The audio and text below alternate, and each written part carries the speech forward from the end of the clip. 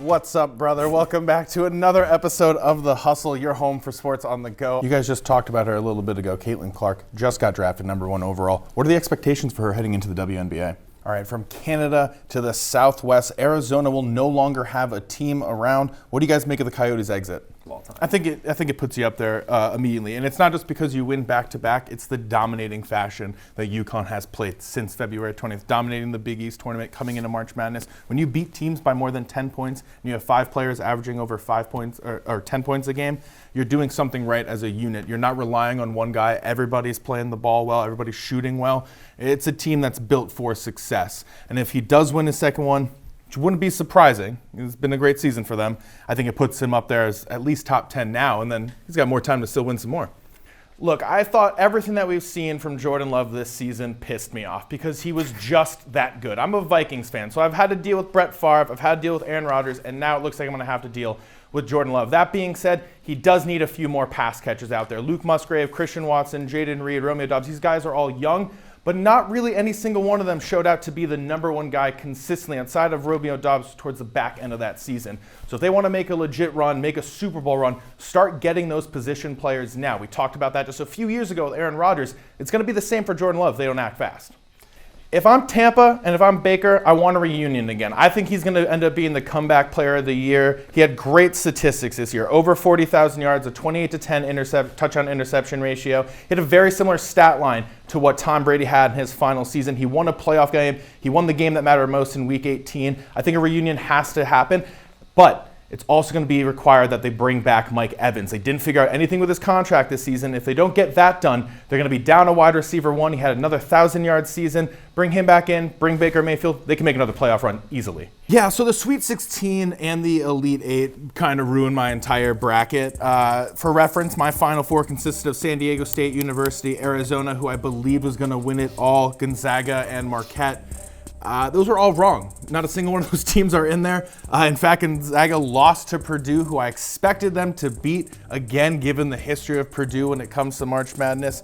But I was absolutely wrong. And again, it's because of Zach Edey, who's averaging a double-double throughout this entire tournament. Arizona, I was like, they're at home. You get some fan bases. You're going to be in Arizona. Also wrong there. They couldn't get past Clemson. Thank you, Alabama, for beating them, though. That at least made me feel a little bit better. Guys, I'm a little sad you didn't pick the Rangers. It's my team, but it's fine. I'll let it pass for now. I don't trust them. You know what? They don't trust you, Evan. That's all the time that we have to talk about hockey today. Ryan, Evan, thank you both for joining me today. Hope you guys enjoyed it. So you just kind of talked about it, Jared, but when you really look at this game for the Ravens, was it the bad reffing or the bad decision-making, especially by Lamar Jackson? So we just talked about the Ravens. Let's talk about the Kansas City Chiefs going for their second straight Super Bowl. Do you see a dynasty forming here of Patrick Mahomes leading the way? Yeah, just one more question for you, Jared. Obviously, the Chiefs had a very good defensive effort against the Baltimore Ravens.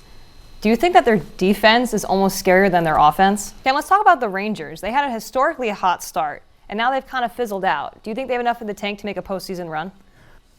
And let's quickly talk about Vancouver. Do you think they have what it takes to break the Canadian curse when it comes to the Stanley Cup? Welcome back into Sports Buzz. We're going to take some time and talk about Kristen Juszczyk. You might know her as the wife of 49ers fullback Kyle Juszczyk, but she's recently gained a lot of media attention for her work in the fashion world. Brendan, what are your thoughts? These are must-wins for both of these teams. Big Ben is looking like he might be back in the lineup. He is flying with the team out to LA, getting ready for this game. They said they're prepping for him to basically be in for this one in Week 11. That's good news. TJ Watt is going to be out in this game. That's a huge loss for this defense, and I believe Minka Fitzpatrick is as well. Yeah. Being able to take criticism, take it to heart without feeling like hard done by, know what to do, have the guidance to change it, and then go and do it. That's how success is. That's how you become successful in life. Yeah, winning is great, but success is even better. And in rugby, especially at New York Rugby Club, being together is what's most important. Oh, it's good! From Manhattan, New York, I'm Sean Gannon, Sacred Heart Sports Media.